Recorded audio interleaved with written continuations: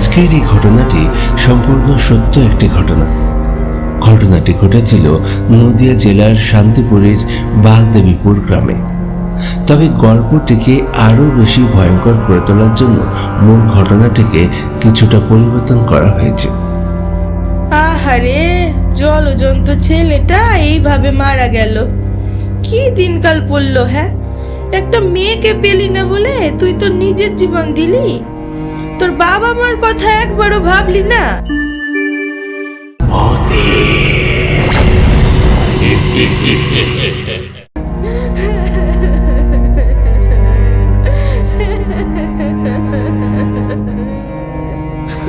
বাগদেবীপুর গ্রামে হঠাৎ একটা ছেলের মৃত্যু হয়। শুনেছি ছেলেটা একটা মেয়েকে ভালোবাসতো। মেয়েটাও ছেলেটার সাথে কথাবার্তা বলতো, ঘোরাঘুরিও করতো। তবে মেয়েটা যখন অন্য কোনো ছেলের সাথে হঠাৎ বিয়ে করে নেয়, তখন ছেলেটা নিজেকে সামলাতে পারেনি, দুঃখে নিজের জীবন ত্যাগ করে।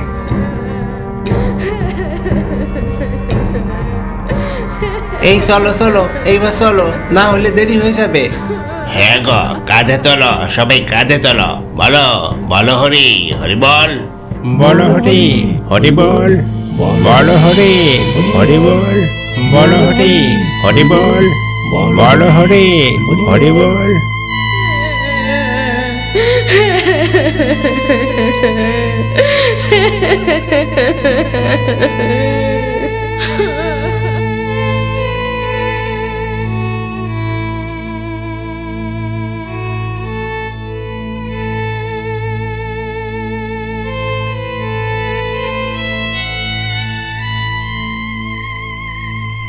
ছেলেটার একটা প্রিয় বন্ধু ছিল, সমরেশ, যে ওর সাথেই কলেজে পড়তো, সবসময় একসাথেই থাকতো। বন্ধুর মৃত্যুতে সমরেশ একেবারে চুপচাপ হয়ে গেছিল। শ্মশানে ছেলেটাকে চিতায় সাজিয়ে দেবার পর সমরেশের মধ্যে একটা পরিবর্তন লক্ষ্য করা যায়। সবাই যখন চিতা দাহ করতে ব্যস্ত, তখন সে দূরে অন্ধকারের মধ্যে যেয়ে চুপচাপ দাঁড়িয়ে আছে।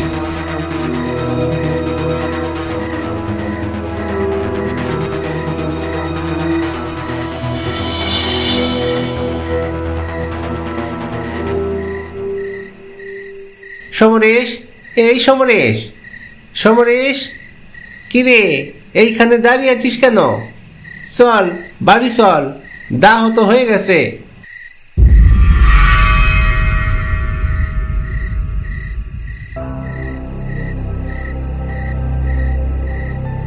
সমরেশ মুখে একটাও কথা বলল না, ঘুরে ওখান থেকে চলে এলো এবং বাড়ির পথে রওনা দিল।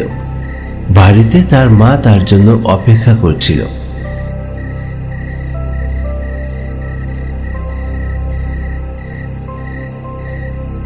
সমরেশ এলি?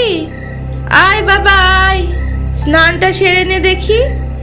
আমি দরজার সামনে নিম পাতা আর লোহা রেখেছি। স্নানটা সেরে নিম পাতাটা কামড় দিবি, লোহাটাকে ধরবি আর আগুন জ্বালিয়ে হাত পা ছেঁকে নিবি। আমি তোর খাবার গরম করছি।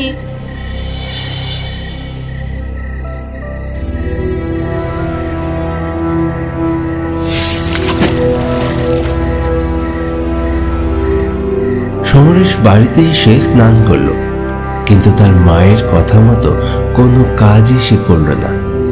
স্নান সেরে ভিজে জামা কাপড়েই সে ঘরে চলে গেল। জামা কাপড় বদলে তার বিছানায় যে চুপচাপ বসে রইল।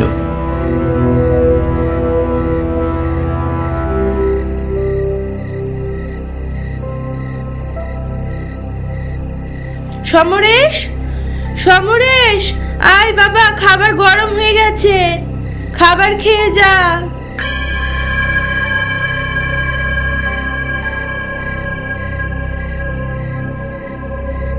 তার মা তাকে দু তিনবার ডাকলো, কিন্তু সে কোনো কথাই বলল না, একেবারে চুপ করে বসে রইল। দু তিনবার ডাকার পরেও সে আসছিল না দেখে তার মা এবার তার ঘরে এলো। কি রে সমরেশ, তোকে সেই কখন থেকে ডাকছি, আসছিস না কেন? আয় খাবার খেয়ে যা। আমার খিদে নেই, আমি খাবো না, তুমি যাও। তার মা তাকে জোরাজুরি করলো না। সে বুঝতে পারছে সমরেশের মনের অবস্থা। যে মারা গেছে সে সমরেশের প্রিয় বন্ধু ছিল, সবসময় একসাথে থাকা, কলেজে যাওয়া। সেই বন্ধুর মৃত্যুতে সমরেশের মনের অবস্থা কি হতে পারে সেটা সে ভালোই বুঝতে পেরেছে। কি আর করবি বাবা বল, মৃত্যু তো আর আমাদের হাতে নেই। যার যখন সময় হবে তার তখন মৃত্যু হবে, আমাদের তো আর কিছু করার নেই বল। তোর মনের অবস্থা কেমন সেটা আমি বুঝতে পারছি। তুই যদি খাবার খেতে না চাস তাহলে আর খেতে হবে না, শুয়ে পড়, ভালো করে একটু ঘুম দে দেখি, সকালে দেখবি একটু ভালো লাগবে। এই বলে তার মা সেখান থেকে চলে গেল।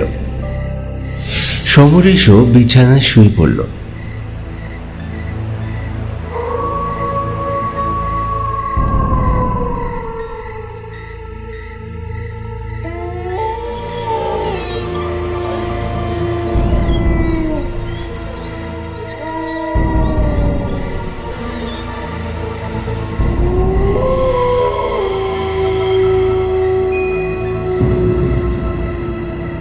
রাত যখন 1টা কি 1:30 হবে, সমরেশ তখন ঘর থেকে বেরিয়ে যাচ্ছে।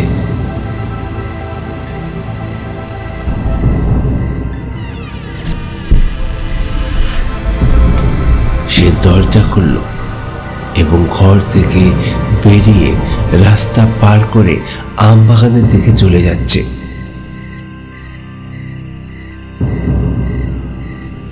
তাদের বাড়ির সামনে রয়েছে বিশাল বড় আমবাগান। সেই আমবাগানের বেশ অনেকটা ভিতরে গিয়ে চুপ করে দাঁড়িয়ে রইল।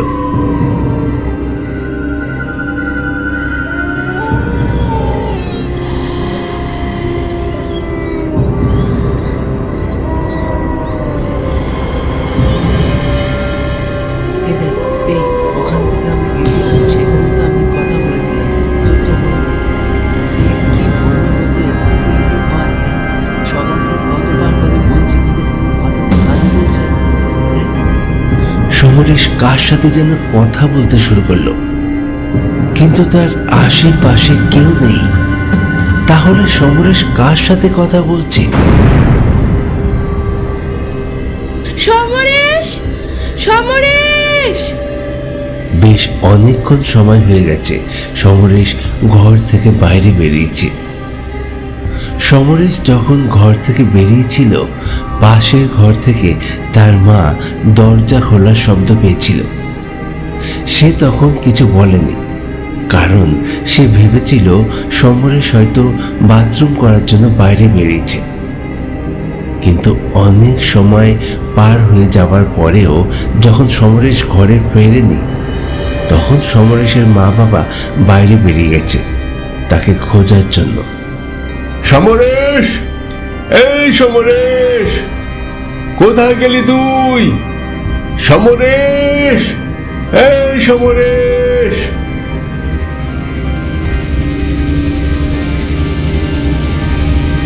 সমরেশ, সমরেশ, কোথায় গেলি তুই? সমরেশ!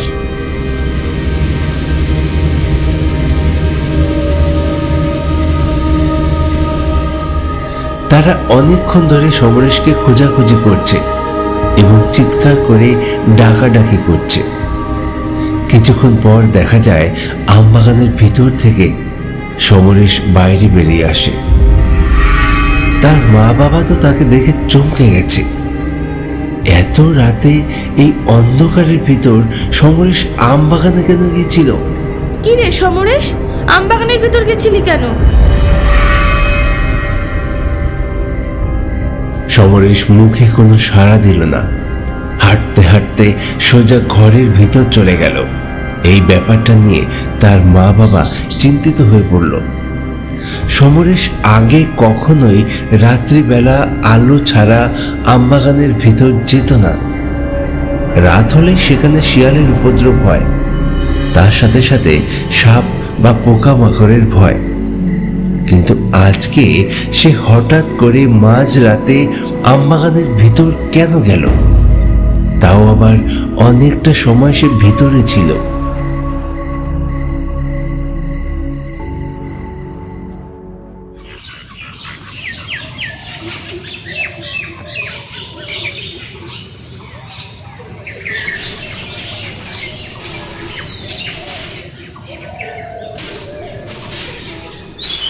কি গো, সমরেশ কোথায়? ও তো ঘুম থেকে উঠেই হাঁটতে হাঁটতে আমবাগানের দিকে চলে গেল। কি আম বাগানের দিকে গেল মানে? কালকে রাতে কতক্ষণ আম বাগানে কাটালো, আবার সকাল হতেই আম বাগানে চলে গেল? ব্যাপারটা কি, যে দেখি তো।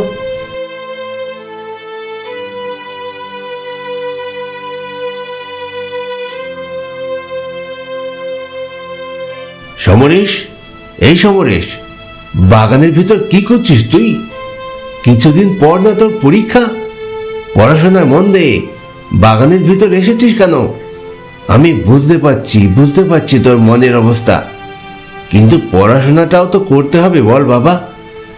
যে যাবার সে তো চলেই গেছে, তুই তো পড়াশোনাটাকে মন দিয়ে কর।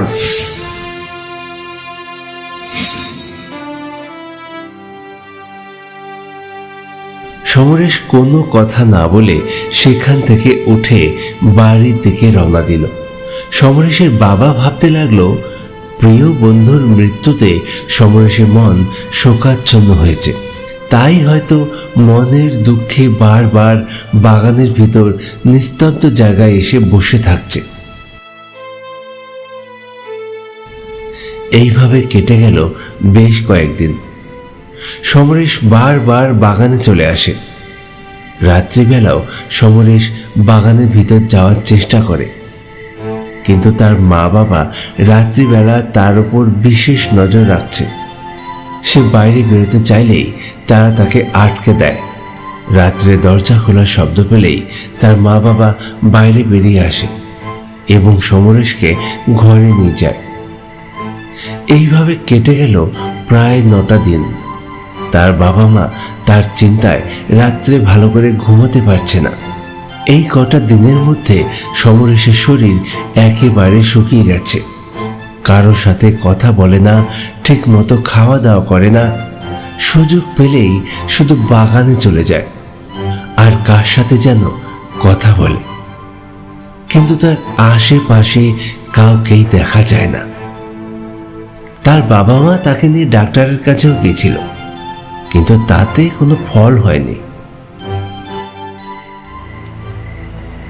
এরপর এলো এক অমাবস্যার রাত। সেই রাতে তার বাবা মা গভীর ঘুমে আচ্ছন্ন ছিল। বাইরে ঝোড়ো হাওয়া বইছিল।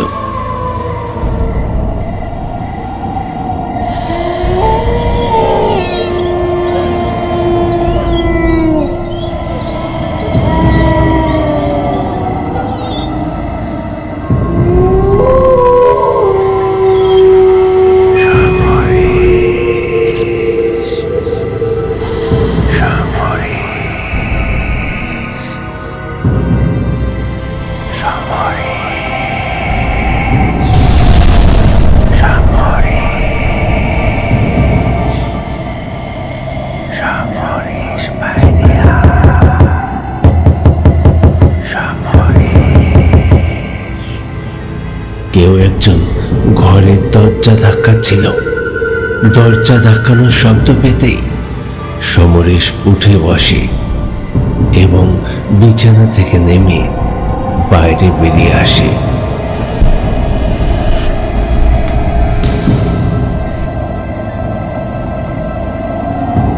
দরজা খুলে সে সোজা বাগানের দিকে হাঁটতে শুরু করে দেয়।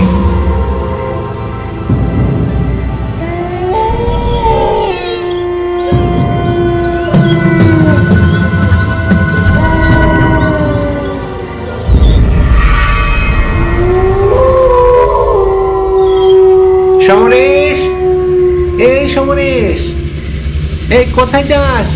এই সমরেশ। সেই সময় তাদের গ্রামের একজন লোক সাইকেল চালিয়ে বাড়ি ফিরছিল।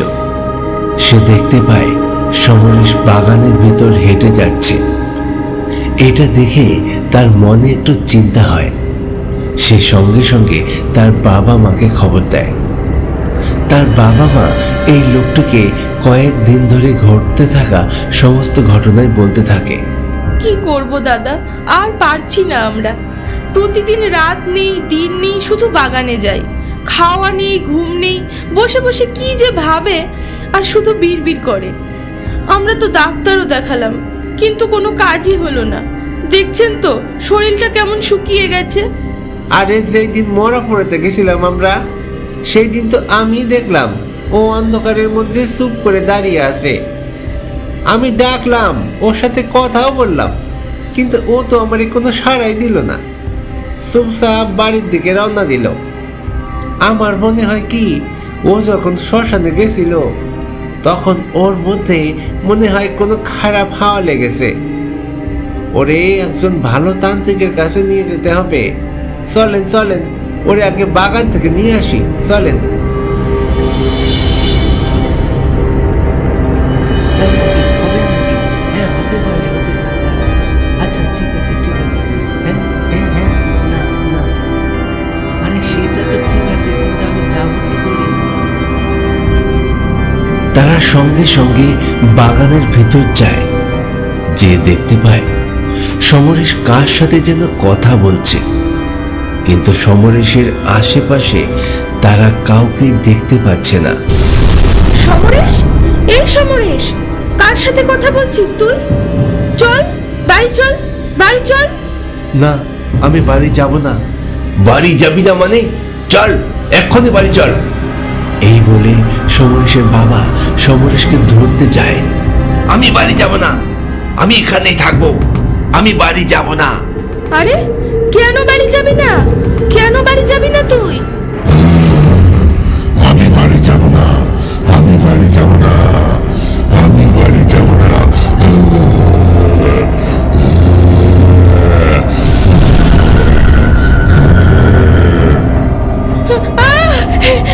এ কি হয়েছে?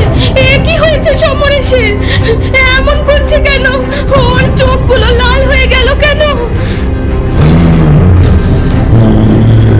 আমি বাড়ি যাব না, তোমরা চলে যাও। আমি বাড়ি যাব না, তোমরা চলে যাও। আমি বাড়ি যাব না।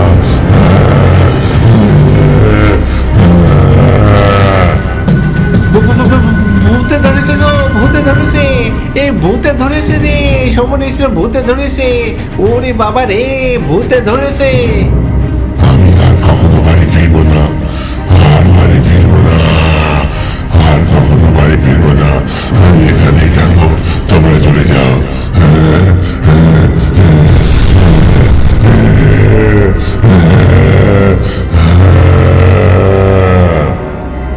বেশ কিছুক্ষণ সময় সমরেশ চিৎকার করতে থাকে, মুখে ভয়ঙ্কর শব্দ করতে থাকে। তার মা বাবা পর্যন্ত ভয়ে তার কাছে যেতে পারেনি। আমি বাড়ি ফিরবো না, আমি বাড়ি ফিরবো না।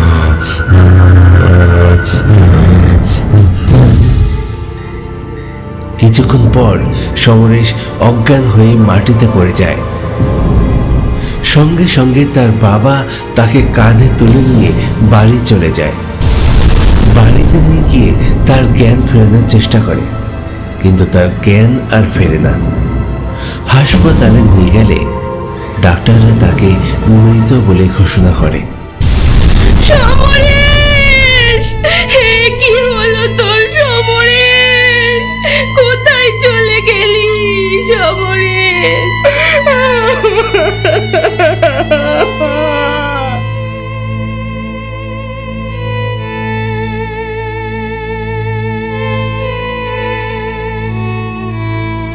সমরেশের মৃত্যুতে তার বাবা মা ভীষণভাবে শোকাচ্ছন্ন।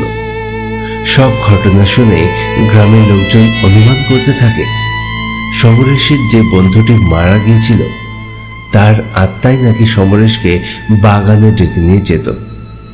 সমরেশ হয়তো সেই আত্মার সাথেই কথা বলতো এবং মৃত্যুর দিন সেই আত্মাটি সমরেশের শরীরে ঢুকে যায় এবং সমরেশকে কোনোভাবে মেরে ফেলে। এটাই ছিল শান্তিপুরের বাগদেবীপুর গ্রামের এক সত্য ঘটনা। নমস্কার দর্শক বন্ধু, আমি সুব্রত। সবাই কেমন আছেন? আশা করি সকলে ভালো আছেন। আমাদের গত সপ্তাহের গল্পের প্রশ্নের উত্তর যারা যারা দিয়েছেন তাদের মধ্যে থেকে বাছাই করা 10 জনের নাম আমি এখন এই মুহূর্তে আপনাদেরকে বলছি। সেই নামগুলো হলো নীলাদ্রি সামন্ত পূর্ব মেদিনীপুর থেকে, অরবিন্দ হালদার সোনারপুর কলকাতা থেকে, পারভেজ ইসলাম বাংলাদেশ থেকে, মৌসুমী ব্যানার্জি হাওড়া থেকে, উদিত মণ্ডল বসিরহাট থেকে, আরিয়ান হোসেন বাংলাদেশ থেকে, মুনমুন মণ্ডল দুর্গাপুর থেকে, আফিফা ইসলাম বাংলাদেশ থেকে, সায়ন্তন বসাক নদিয়ার ফুলিয়া থেকে, অসীম দাস আসাম থেকে। আমি 10 জনের নাম বললাম, কিন্তু প্রশ্নের উত্তর দিয়েছেন বা কমেন্ট করেছেন অনেক দর্শক বন্ধু। সকলকে আমি ধন্যবাদ জানাই আমাদের প্রশ্নের উত্তর দেওয়ার জন্য, আমার গল্প দেখার জন্য, আমার ভিডিওতে কমেন্ট করার জন্য। কিন্তু তার সাথে সাথে ক্ষমা চাইছি আপনাদের কাছে যাদের নাম বলতে পারলাম না, কারণ আপনারা ভালো করেই জানেন একটা গল্পে বেশি নাম তো বলা সম্ভব হয়ে ওঠে না, কারণ ধৈর্য ধরে কেউ শুনবেও না। গল্পটা শেষ হয়ে গেলে ধৈর্য ধরে সবার নাম ধরে ধরে যে আমি বলবো সেটা কেউ শুনবেও না, সেটা সম্ভব না। তো আপনারা কমেন্ট করতে থাকুন কোনো না কোনো গল্পে যাদের নাম মিস যাচ্ছে, কখনো না কখনো আপনাদের নাম আমি অবশ্যই বলবো। আপনারা গল্প দেখতে থাকুন, কমেন্ট করতে থাকুন। আমাদের আজকের এই যে গল্পটা, এই গল্পের নতুন প্রশ্ন হলো সমরেশ ঠিক কত রাত্রে ঘরের বাইরে বেরোয়? আবারও বলছি, সমরেশ মরা পুড়িয়ে আসার পরে সমরেশের মধ্যে যে পরিবর্তন লক্ষ্য করা গেছে, তারপর থেকে সমরেশ ঠিক কত রাত্রে ঘরের বাইরে বেরোয়? প্রশ্নের উত্তর দিন, উত্তরের সাথে লিখুন আপনার নাম এবং স্থান। তার সাথে সাথে গল্পটি কেমন লাগলো সেটাও কিন্তু বলতে ভুলবেন না, সেটাও কিন্তু আমার জানা প্রয়োজন যে আপনাদের গল্প কেমন লাগছে। ধন্যবাদ সকলকে আমার গল্প দেখার জন্য। পরবর্তী গল্প নিয়ে ফিরছি খুব তাড়াতাড়ি। সকলে ভালো থাকুন, সুস্থ থাকুন আর আমাদের গল্প দেখতে থাকুন।